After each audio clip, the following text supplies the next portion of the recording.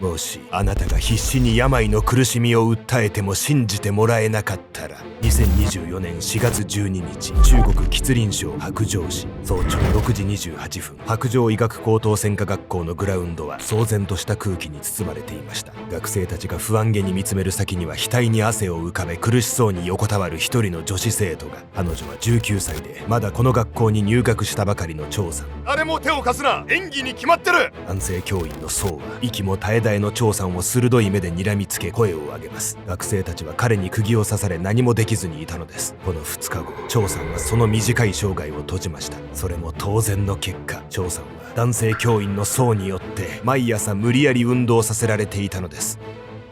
心臓病で運動してはいけない体にもかかわらず。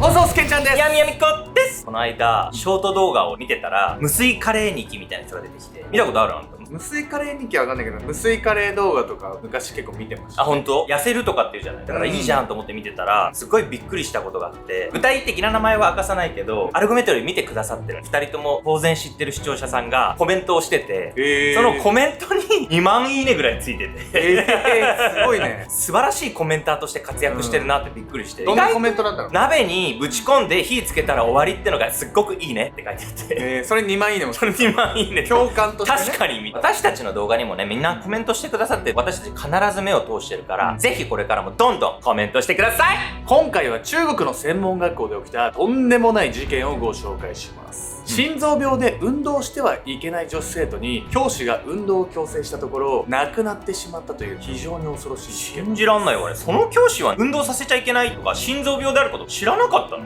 いや、この女子生徒は学校に診断書を提出していて、当然教師も知っていたんです。なので以前は体育の授業免除されてたんですけど、この事件のね、肝となるのが、この教師が突然態度を変えて体育の授業に参加させ始めたっていうところなんです。そして女子生徒が亡くなった後に、この教師はその場に居合わせたクラスメートたちを一堂に集めるんです。そこでの彼の言動には悪意が現れていたというんです。逆らえぬ圧力。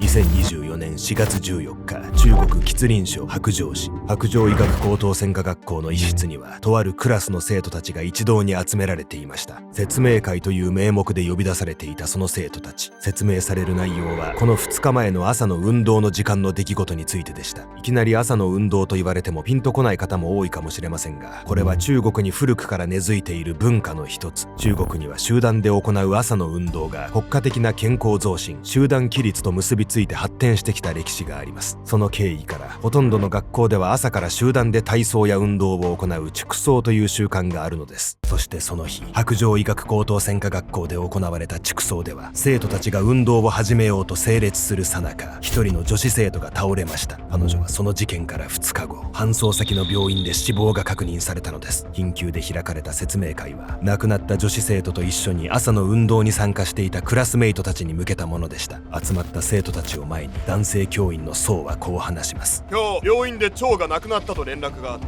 そこでお前らに言っておきたいことがある。あの日、あのグラウンドでの出来事について口を滑らせたら卒業はないと思え。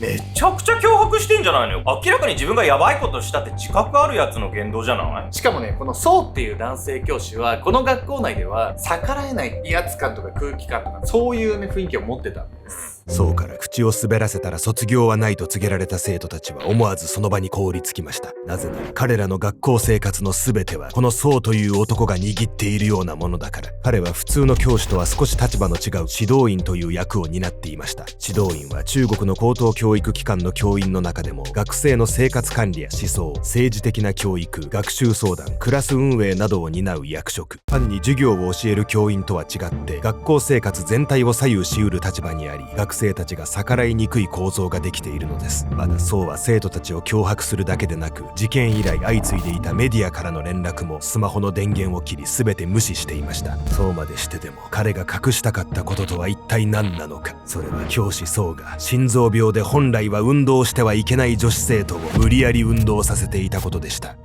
運動しちゃダメって分かってるのにわざわざ運動させるようなことすんのよ。ほぼ殺しにかかってるようなもんじゃな。あくまで遺族の証言ベースなんですが、事件の直前に亡くなった女子生徒と教師ソウの間にトラブルがあったとされてるんです。それ以来ソウは心臓病のね診断書があるにもかかわらず、彼女の心臓病だよっていうね信じなくなっちゃったんです。不本意な贈り物。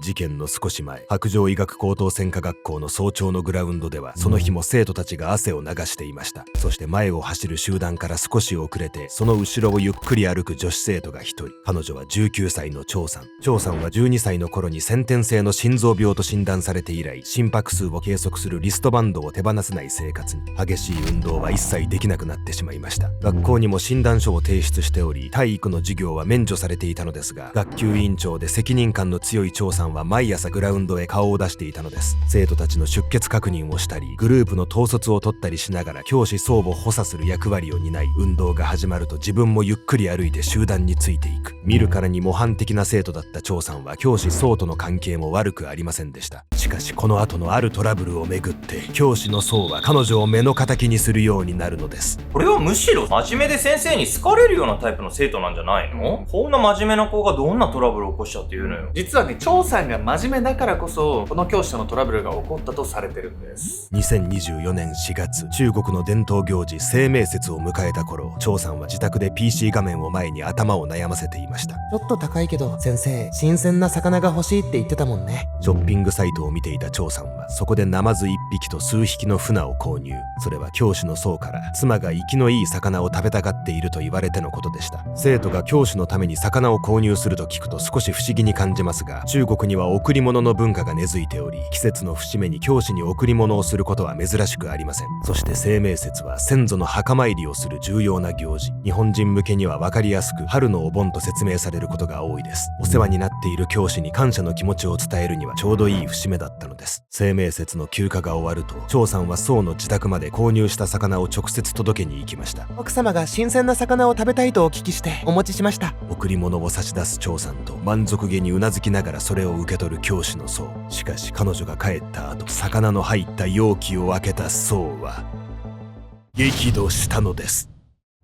あいつ俺たちにこんなものを食えって言うのか。宋が欲しいと要望したのは生きのいい新鮮な魚。つまり彼は生きた状態で魚が送られることを期待していたのですが、容器の中の魚は全て死んでしまっていたのです。張さんが取り寄せたのは確かに生きた状態の魚でした。しかし配送の遅れなどを原因に魚が手元に届くまでに死んでしまった可能性があるといいます。この一件から教師宋の張さんに対する態度は一変。張さんを失礼な生徒と捉えた宋は彼女を学級委員長から外してしまいます。さらに張さんが学校に提出していた心臓病の診断書を偽造だと決めつけ、朝の運動への参加を強要するのです。生きのいい魚食べたかったのかもしれないけど、配送が遅れてやっぱ生き物だから死んじゃうなんてことはよくある話じゃない。これを意図的だと取って邪推するのはなんでそんなことになっちゃうのよ。人間ってさ、なんか悪いことがあった時に、相手がわざとじゃなくても、それに悪意があるなって勘違いしやすい生き物とされてるんです。というわけで本日のメトラキーワード、太陽推論理論について。太陽推論理論とは、人の行動を見た際にその行動に至るまでの事情を考えず、本人の性格のせい、本人に何らかの意図があったと推測してしまう心理のこと。例えば挨拶を返さない人がいたとして、本当は気づいていなかっただけだとしても、人は無視をした、礼儀のない人だなどと人格に結びつけてしまう傾向があります。太陽推論理論の実験で有名なのが、1967年にアメリカで行われたエッセイ実験。この実験では対象者がこういう内容を書きなさいと指示されてエッセイを書きました。それを読んだ多くの人は、たとえ指示されて書いた内容だと聞かされていても、それを著者の本心だと思いやすいことが判明しています。張さんが教師の宋に送った魚は配送トラブルで届くのが遅れた結果死んでしまったとされています。しかし宋は死んだ魚を渡されたという結果だけで、この学生は失礼だ、教師を軽く見ているなどと人格に結びつけてしまった可能性があるのです。やっぱり人間、自分が軽んじられたってちょっとでも感じたらやっぱ強く反応しちゃうのよね。悪いことがあった時に冷静になんか事情があるはずだって思えたらいいんですけど、なかなか人間っていうのはね、そう簡単にはいかないですよね。運動してはいけないと自分で分かっているなら、張さんも教師宋からの要求を拒否できたのではないかと思う方もいるかもしれません。しかし先ほども説明した通り、宋が担っている指導員という役職は学生にとって学校生活全体を左右しうる存在。その地位にいる人間から仮病だ、運動に参加しろと言われれば、学生が強く拒むことは簡単ではないと言います。こうして心臓病にもかかわらず来る日も来る日も運動への参加を強要された張さんはある時ついに倒れてしまいます。その時の教師宋の反応もまた思わず耳を疑うようなものだったのです。命が尽きるその時も。2024年4月12日の6時28分頃、白杖医学高等専科学校のグラウンドでは、その日も生徒たちが朝の運動のために集まっていた。トレーニングの開始に備え整列する生徒たち。その光景はいつもと何ら変わらないはずだった。しかし、大丈夫？生徒たちの列の中で突然倒れてしまった張さん。額には大粒の汗が浮かび、彼女は苦しそうに顔を歪めていた。生徒たちは彼女に駆け寄ろうとするが、誰も手出しするな、こんなの演技に決まってる。魚の贈り物の一件以来、張さんを目の敵にしていた教師の宋は、生徒たちが救護の措置を取ろうとするのを妨害。医療の知識を持つ学生が大勢いる中で、張さんは救いの手も差し出されず、その場に放置された。倒れた生徒を目の前にしてよく演技だなんて言えるわね。もし本当に演技だと捉えたとしても、万が一のことを考えて放っておくなんてことできないわよ。ましてや心臓病の診断書まで出してる生徒ですからね。一つ一つのトラブルからこれだけ堅くなに手病だと決めつけてしまえることが本当に恐ろしいのです。教師の宋はそこから張さんが本当に具合が悪いことに気づいた後も、救急隊を呼ぶより先に学校幹部や彼女の父親への連絡を優先。彼女が危険な状態であることを察し、宋もまた混乱していたのでしょう。最終的には見かねたクラスメイトが救急へ通報したのです。その後張さんは病院へ搬送され緊急治療が行われますが、2日後の2024年4月14日、死亡が確認されます。教師宋がいち早く救護に動いていればまた結果は違ったのかもしれません。遺族は事件の直後から張さんが魚の贈り物をめぐって教師から嫌がらせを受けていたこと、事件の日に救護措置を教師が妨害したことなどを学校に訴えました。しかし学校は当初、教師である宋の言い分を信じ、魚の贈り物の事実はなく、彼は応急処置にも応じていたと回答。遺影を掲げて抗議をしていた遺族が警察に取り押さえられ、遺影を没収される事態にも見舞われました。一方で遺族がメディアの取材で教師宋の言動を告発したことをきっかけに、吉林省教育庁が調査を実施。魚の贈り物が事実であったことや、事件の証拠集めをしていた生徒たちへの口止めの録音記録などから不適切な対応があったことが明らかになったのです。この調査の後、宋は教職を解任され、教員免許剥奪の処分となりました。一方で留意しておきたいのは、事実として発表されているのが魚の贈り物を受け取っていたことと、事件について生徒たちに口止めをしていたことのみだということ。魚が死んでいたことに激怒して嫌がらせをした、救護しようとする生徒たちを妨害したなどの情報は、遺族や生徒たちの証言によるもので、公式に発表されているものではありません。嫌がらせしてたってことが公式に確定してないとしてもさ、生徒たち口止めしてたわけでしょ。その時点でめちゃくちゃ怪しいじゃないのよ。正直なところ、遺族や生徒たちが言ってるところが真実に近いような気はしますよね。もし魚の贈り物の件で教師宋が張さんを失礼な学生、教師を軽く見ていると決めつけてしまっていたとしたら、それは指導員という自身の立場から無意識に学生を見下していた節があってのことに感じます。指導員は敬われて当然、宋にはその感覚があったからこそ、贈り物の魚が死んでいたことに激怒したのではないでしょうか。張さんの心臓病の診断書は命を守るための情報でした。それがプライドを傷つけられたと感じた瞬間、ただのわがままに見えてしまうとしたら、これほど恐ろしいことはありません。人を指導する立場になった時、私たちは無意識に敬われて当然という思い込みにとらわれてはいないでしょうか。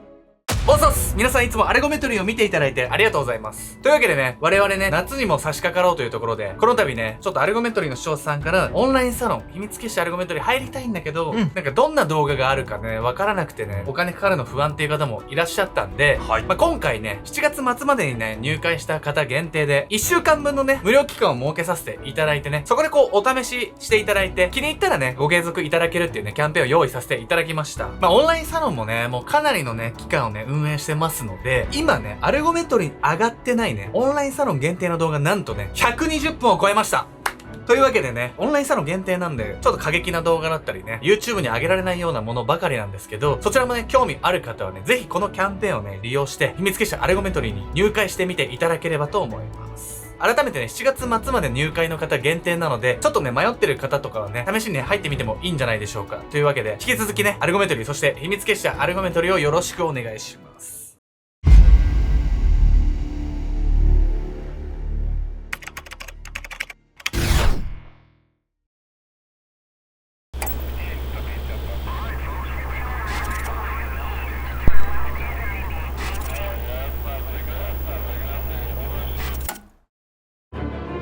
2023年8月11日、ボスニア・ヘルツェゴビナ・グラダチャツ市。自然豊かなコテージの一角にはその日異様な雰囲気が漂っていました。おいお前、なぜ俺を殺に撃った？拳銃を構え怒りのにじむ声でそう尋ねた男。彼の視線の先には全身あざや傷だらけで息も絶え絶えになっている女性の姿がありました。怖かったからよ。私と娘の身が危ないと思ったの。それを聞いた男は次の瞬間、ためらう素振りも見せずに彼女の額に向けて弾丸を発射。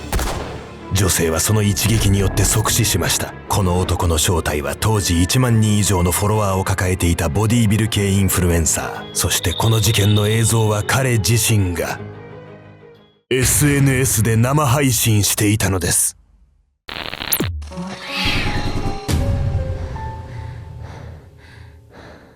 この動画の続きはオンラインサロン秘密結社アルゴメトリーでご視聴ください。